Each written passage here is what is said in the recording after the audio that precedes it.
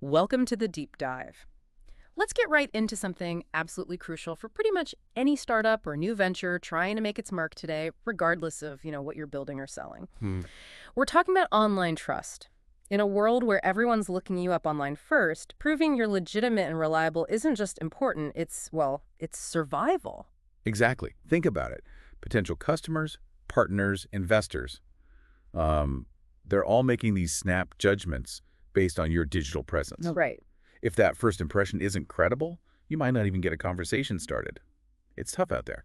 And today, we're pulling directly from a really insightful piece of material called Online Credibility Strategies for Startups. It's like packed with ideas on how to navigate this exact challenge. Yeah, it offers a pretty clear path to building that essential online credibility. It does. What's fascinating about this source is how practical it gets. Hmm. It acknowledges that, getting noticed online can be tough, especially for a new company. And it points out the importance of boosting your social media profiles for both credibility and reach. Actually, the source specifically mentions platforms that can help streamline this, pointing to rapidboost.net. Ah, okay. Yeah, as one tool that professionals and startups can use to help grow their profiles, stand out, and attract followers. It's framed as one of the ways to accelerate achieving that crucial online visibility and validation. Gotcha.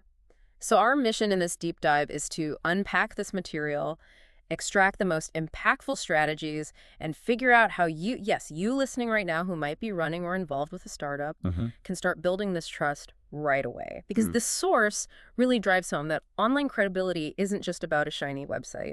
It's a complex interlocking system. It really is. Let's first understand why this is such a make-or-break issue right now. The source frames this as the digital trust economy. And for good reason, I'd say. The data is compelling. The material cites a 2023 Edelman Trust Barometer report Yeah, I saw that. showing that 63% of consumers surveyed said trust in a brand is a deciding factor in whether they buy from them. 63%. That's huge. It's massive. That's a huge chunk of your potential market-making decisions based purely on whether they feel they can trust you.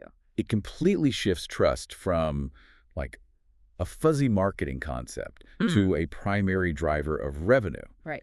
And for a startup, lacking history or an established reputation, a credible digital footprint is the stand-in for all of that. So it signals competence, Yeah. reliability. Yeah, that you're a serious operation likely to stick around. Yeah. This is how you convince those early adopters to take a chance, right? Yeah. And it's how you catch the eye of investors and attract top talent. Okay, so the why is clear. It's fundamental. Yeah. But if it's this complex tapestry, as the source puts it, where do you even begin? What's the absolute starting point? This material is really practical here. It says you have to begin with the foundational strategies. And the very first one it highlights is brand consistency. Ugh, the dreaded inconsistency. I've definitely seen startups look completely different on their website versus their social media. It's jarring. And according to this source, that's a major credibility killer, especially for a new company. Yeah. If your branding isn't unified across every single place someone might find you, website, social profiles, email signature, even how you answer chat messages, you look disorganized. Maybe even a little amateurish. Exactly. It raises questions in a visitor's mind. Are these even the same company? Are they, paying attention to detail? That makes sense. The source gives a great example of a mid-stage sauce startup. Oh, yeah. They weren't wildly off, but their Twitter headers, onboarding emails, website elements, they use slightly different color palettes and voices, just small things. Right. But by unifying everything, the colors, the font, the language, they saw a 15% rise in conversion rate. Wow, 15% just from consistency. Yeah. That really shows how perception impacts behavior online. It does. Material breaks down key steps for achieving this. First, define those clear brand guidelines. Logos, colors, fonts, messaging. Seems obvious, but But people skip it. they do. Second, audit every single digital asset you have to make sure it complies.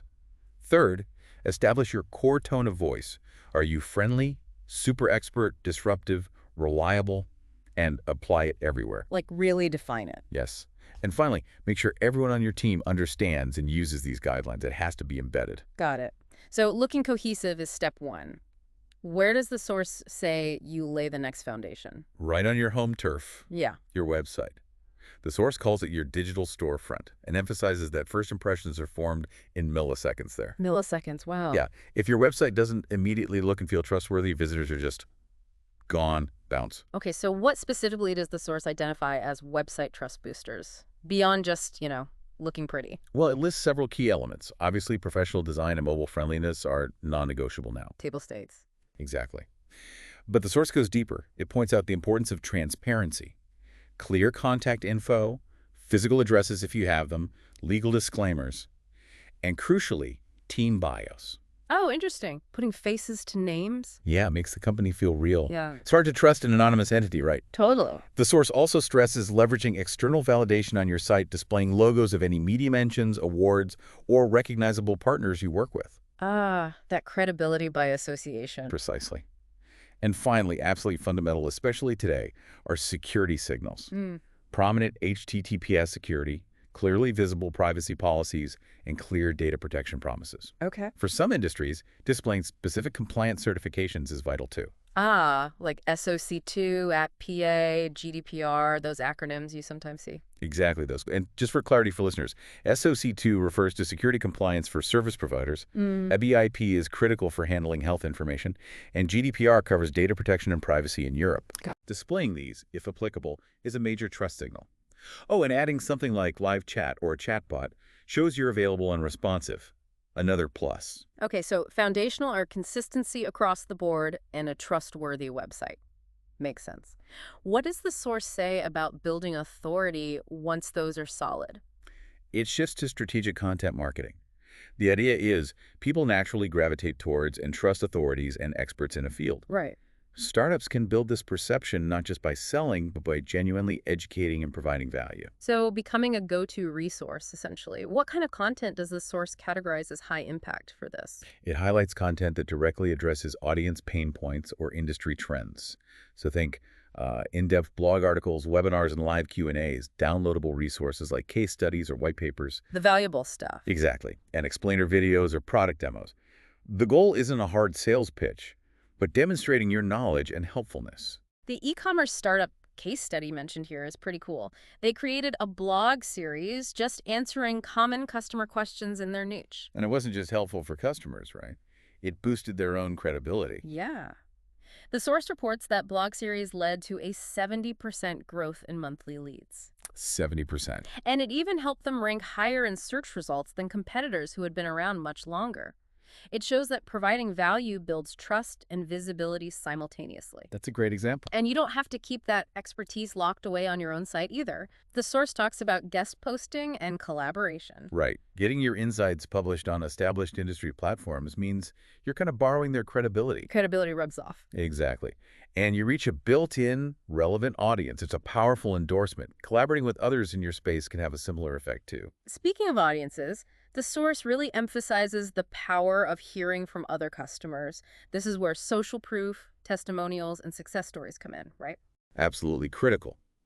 I mean, let's face it, potential customers are skeptical of marketing messages. We all are. True. They trust their peers far more. This material cites a Bright local survey showing that in 2022, 87% of consumers were reading online reviews for local businesses. 87%. And that number keeps climbing. Wow.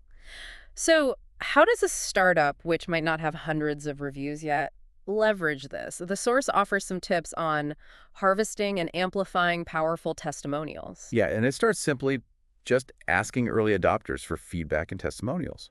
Make it easy for them. Okay. But the key insight here, the source stresses, is to focus on quantifiable results. Meaning? Instead of just great product, aim for testimonials that say saved us 20 hours a week or increased our conversion rate by 15%. Your specific numbers are far more believable and impactful. That makes sense. Concrete results. And then don't hide them. Absolutely not. Yeah. Feature those powerful testimonials prominently: homepage, key landing pages, social media.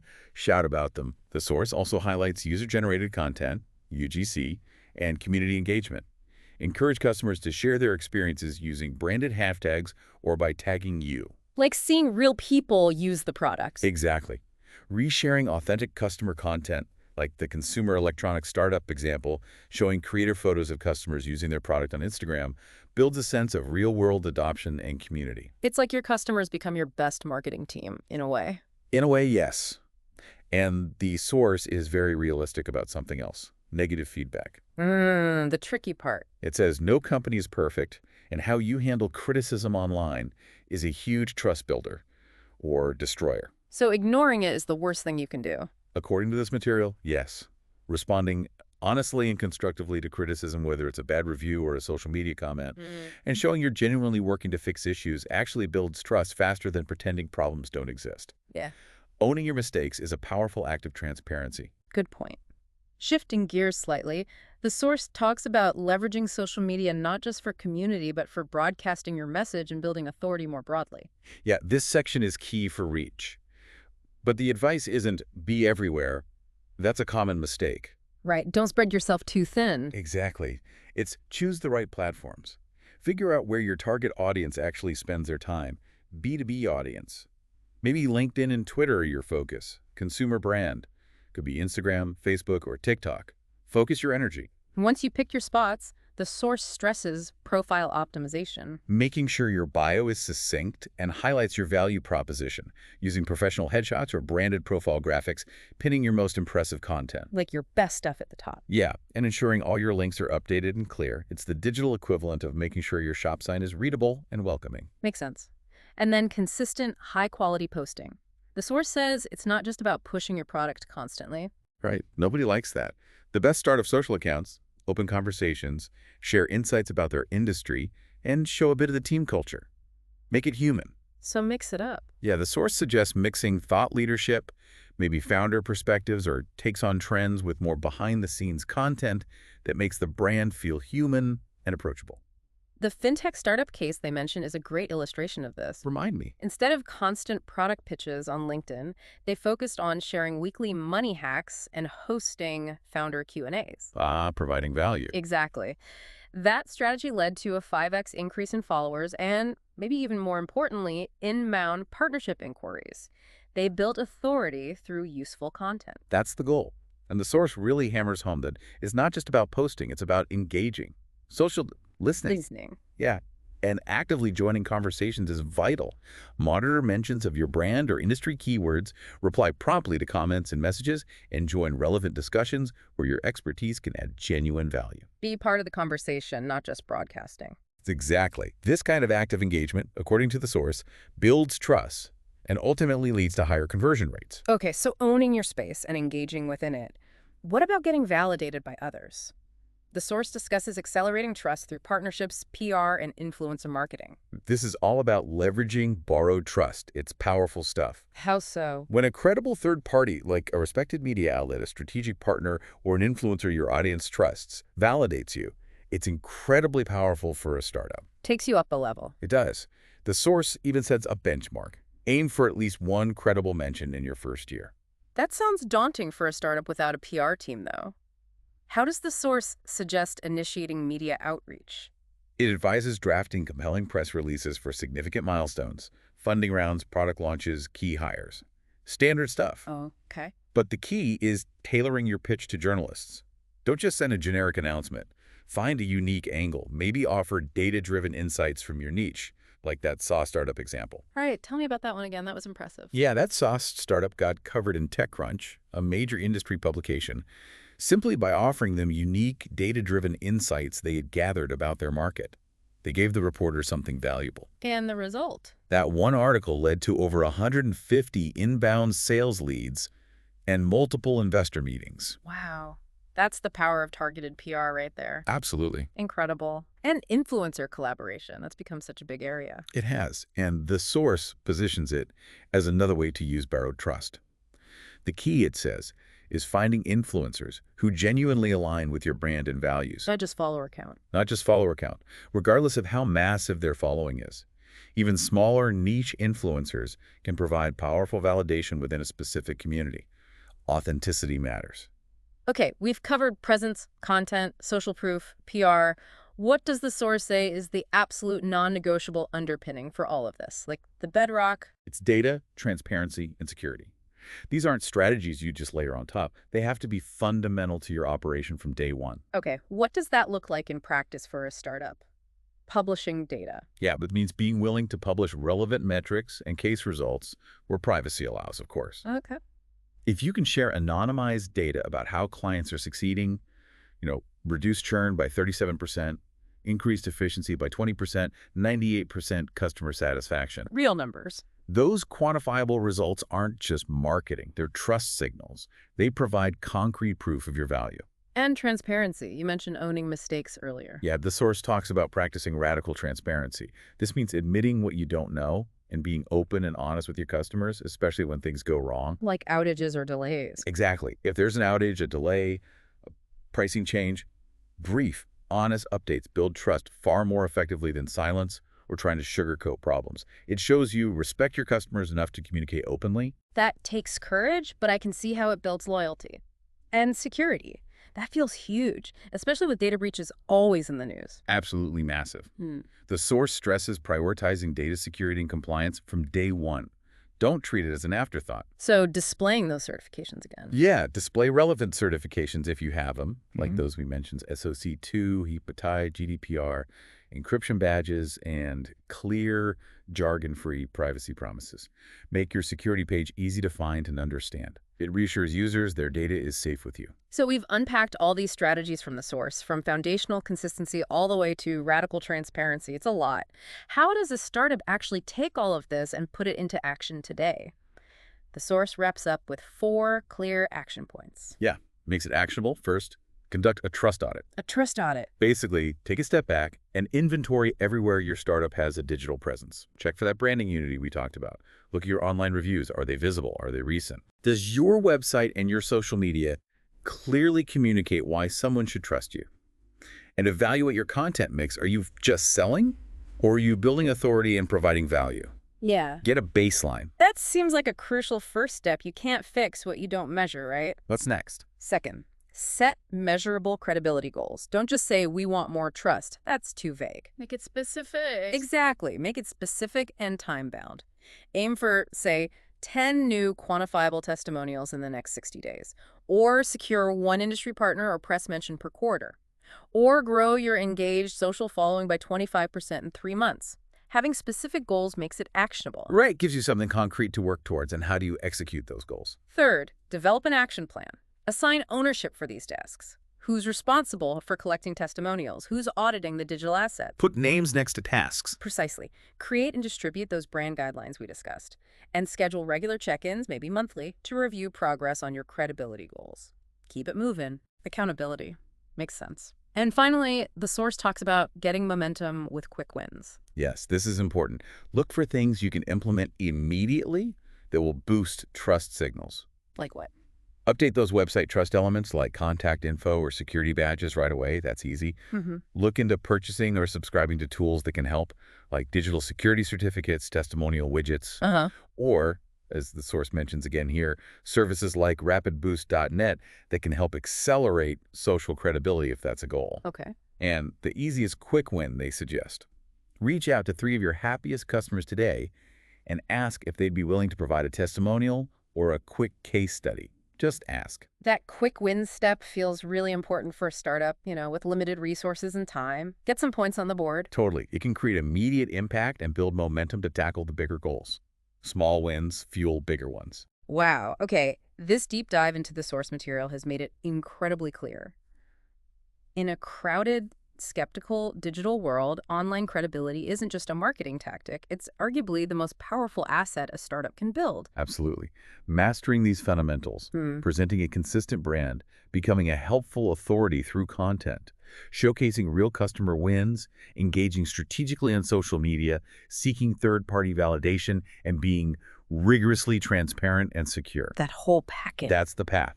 This is how you attract those crucial early clients, top talent, and necessary capital. Yep. It all ties together. So the message from this material is undeniable. Right. Your startup's future growth truly depends on building this digital trust. Don't delay. Start that credibility upgrade now by auditing your presence, setting clear goals, implementing these steps, and just being relentless in delivering value and building genuine trust. And the source leaves us with a really powerful, provocative thought for you, the listener, to consider, given everything we've discussed. Yeah. What single immediate step can you take right now, today, to boost your startup's online credibility?